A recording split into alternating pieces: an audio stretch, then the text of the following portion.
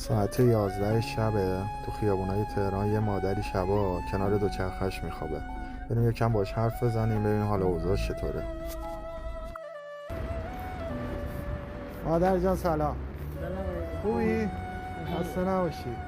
به من گفتن شما اینجا میمونی. تا صبح بیدار باشه داره جارو میزنه 2 ساعت 3 ساعت خواب چیه؟ الان چند وقته اینجایی؟ این الان خیلی وقته. تا صبح راه میره جارو تمام میزنی؟ دستم همه پینه زده همه چیز زده پاهمو ببین پاهم یخه. الان خورد و خوراکه بعد پولی درآمدی داری اینجا؟ دارنده هم میدن دیگه. شام خوردی مطمئنی؟ من میذارم لای قرآن. نه گفتم بهش مثل شام خورده. حالت خوبه؟ الحمدلله. برامون دعا کن.